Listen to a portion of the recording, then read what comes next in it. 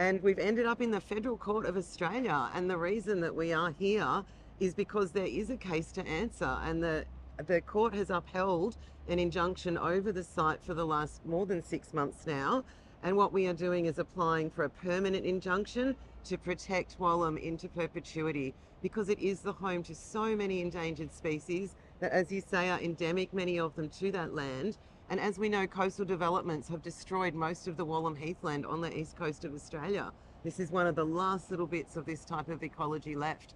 It's so important that this habitat is protected for future generations like me, for the threatened species that live here, and for the community here that don't want to see this habitat be destroyed.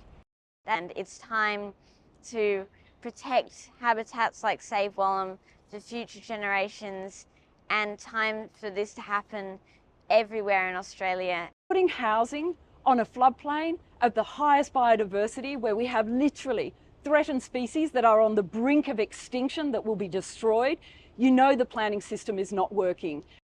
We cannot carry on putting housing developments in high biodiversity locations where we know they won't be safe houses. At the end of the day, these houses will be in flood harm way.